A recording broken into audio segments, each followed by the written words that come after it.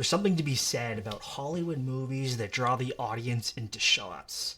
There are multiple elements that come together to make a great shot, such as camera lenses, lighting, performance, music, and what we in the visual effects community call shot composition.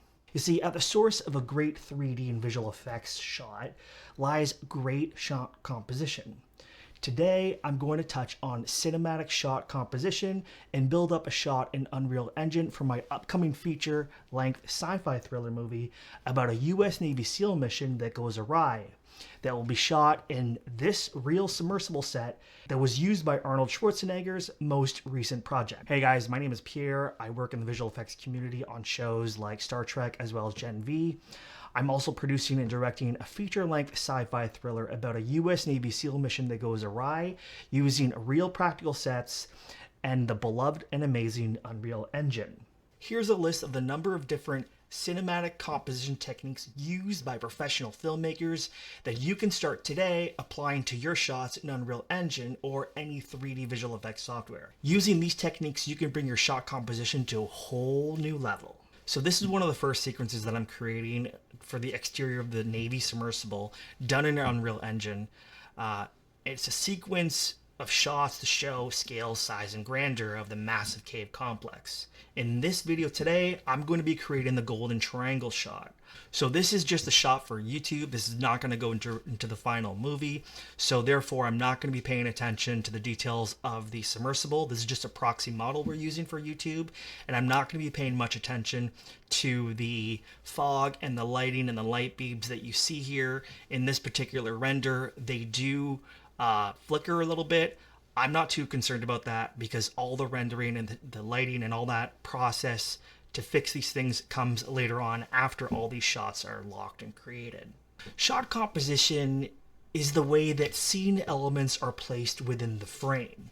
They can be manipulated so that the eyes of the audience is drawn to a specific part of the frame with a focus on the story element, and is also a powerful technique used to create a sense of feeling for the audience. There is a multitude of senses that you can make the audience feel. You can create a sense of claustrophobia in a tight space where a close-up of shot on an actor's face. Or on the other side of the spectrum, it could be used for a very wide shot or a long shot of a large landscape to create a sense of scale and grandeur in relation to the subject to show how big the world is or how big the challenge is compared to the main subject. So the main technique that applies to all shots is the rule of thirds. It's where the frame is split into 9 boxes using guidelines as crosshairs. This can be accessed directly in the cinematic viewport panel in Unreal Engine to help when you're compositing your shot. It divides the frame into 2/3, 2 horizontal lines and 2 vertical lines. The 4 intersecting points of these lines are the recommended areas of the frame for subject and focal point placement. The reason why is because the eye of the audience are naturally drawn to these points. So whenever you use these focal points, it creates a visually appealing shot composition very easily.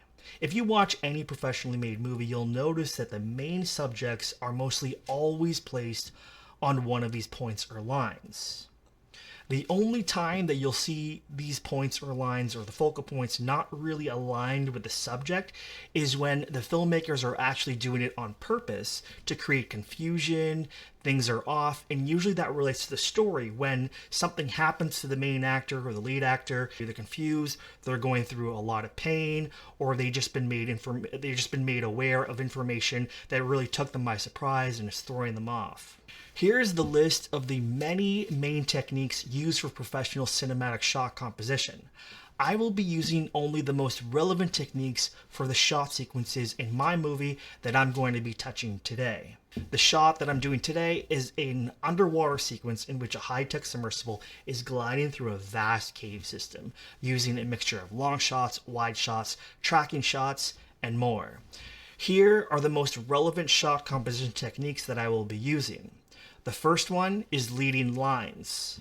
So the gorges or the cliffs within this cave in the shot are perfect examples of naturally leading lines that will guide the audience's attention along the submersible's path through the cave system. When done naturally, these leading lines in the frame will lead to the audience's attention towards your subject. These lines can be stairways, bridges, buildings, hallways, roads, and in my case, gorges or cliffs. Depth. So the foreground, the midground, and the background. This is crucial for underwater environments and big landscapes like this.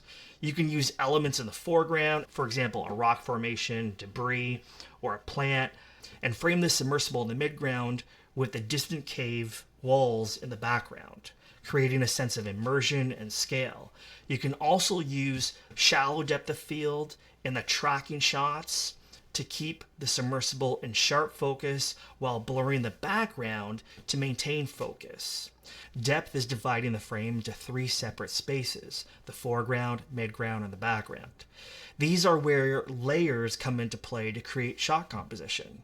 Many times, after a whole film crew turns the whole world around to establish another angle of the shot, the cinematographer will align the camera, usually starting with a wide shot or a long shot, and will turn to the art department or the key scene person and say, layer up. A shallow depth of field can be used to separate the subject from the background. The more layers you have in the shot in terms of your 3 sections and the depth of field, the more tools that the director and the cinematographer have, using focus and blurring to draw the eyes of the audience to where they want them to go and what they want them to focus on, usually points of the story. I want the audience to think, holy, this is huge and it's grand and it's epic. That's what I'm looking for. That's what I'm going for here. This epic feeling that the audience has. This massive cave for this tiny little itty bitty submersible. So finally, technique that we use is called the golden triangle. And this was actually derived from the Fibonacci sequence, which is a sequence that you find in nature in countless places. Here, a diagonal line is drawn from one corner of the frame to the other, filled in with lines from the other 2 corners towards that line at 90 degrees. This creates 2 balanced focal points within the frame. Alright, so what I'm looking to do here is I'm just getting a camera in place so that I can get a really wide angle, wide shot for this long shot that we're creating. So I want to get as much detail as I can in the cave. So this is the submersible here. I'm going to move it into place. Now I have it at the top left of the corner, and I'm going to move it down diagonally in the animation coming up here. But before I do that, what I do is I just adjust the timeline so that I have a better view of what's before and after the in and out phase of the recording. Because if we set our animation points for both the submersible as well as the camera before the camera starts rolling, so to speak, the movements of the animation just look a lot more natural. It doesn't look like as if we started the recording and then the animation started, because that's so obvious when you do it like that. That's an amateur mistake. So another thing I'm doing here is I'm extending the shot sequence. So for long shots like this that establish the sense of scale and scope of the actual cave, which is an immense cave, it's justified to give this shot screen time of at least 8 to 15 seconds. So I'm going from 240 frames to 360 frames here in Unreal Engine. And then I'm starting to move the submersible to where I want it to be at the end of the shot here. So I'm going to go ahead and bring this down here. Okay, so the next thing I'm going to do is I'm going to take the submersible that's on the timeline right now, right there. I'm going to click on the plus sign, and I'm going to go ahead and add a transform ability. So I'm going to go ahead and click on to transform, make a mark there. And I'm going to move the mark at the back of behind the shot there, so that the submersible will keep going. It'll look a lot more natural in its movement. So I put that mark at the back, and then I'm going to go ahead and set another mark. So the next thing I'm going to do is I'm going to mark it at the 8-second mark there, and then I'm going to go ahead and adjust the submersible so that it's finally at the top left of the top left corner. I'm going to go ahead and mark it, and then I'm just going to make sure that the movement is exactly as I want it to be. Then I'm going to take those marks and move them to the front of the shot in the first few frames before the shot actually begins, again, so that the movement of the animation looks a lot more natural. Then I'm going to scroll through, I'm going to play it through, and as it goes right through in the center of the screen there at midpoint, that's exactly what I want. So everything looks a little more copacetic now. Alright, so the next thing I'm going to do is I'm going to go ahead and extend the timeline from 9 seconds to 15 seconds. But I'm going to go ahead and stretch out the camera animation timeline as well as the submersible animation timeline so that I can control them here within the shot. And then I'm going to move the submersible way down at the bottom of the frame on the bottom right corner of the diagonal.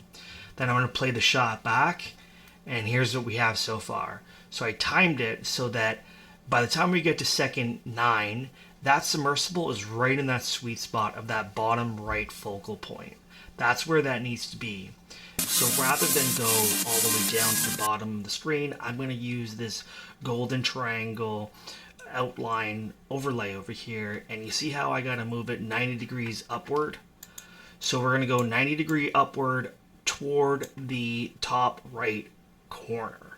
Right now I have anamorphic on the lens, so it's not a perfect 16:9 ratio, but I'm going to fix that later on. But in the meantime, you know that from that focal point, it's got to go to the top right hand corner. That's not hard to do, so let's go ahead and do that.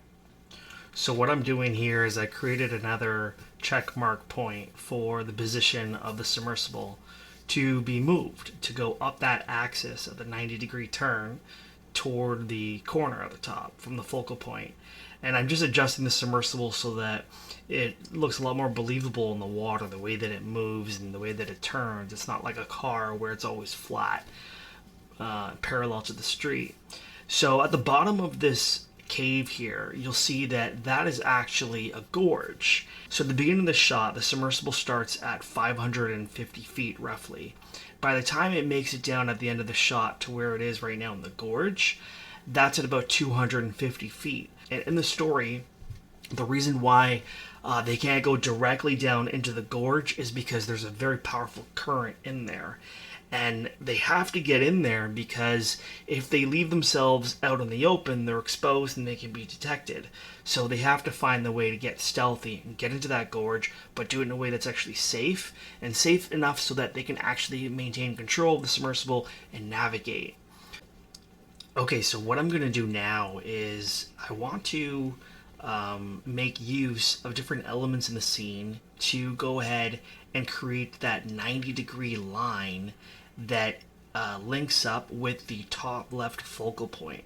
So right now the submersible is in that sweet spot at the top left focal point, and I need something to create that line. Now you can use a number of different things to make that happen. You can use rocks, some type of boulders or wall formation. You can use like an ancient wreck or debris. You can lose flora or fauna from the ocean, some type of plant, a very large one. You could also use implied structures or even shadows and light to make that line there. So I don't really like this ultra wide aspect ratio, so I'm going to go ahead and click on the camera and change the aspect ratio to 16:9, so it's more of a rectangle. And now I can see that this needs a little bit more work, so I'm going to move the boulder a little bit lower.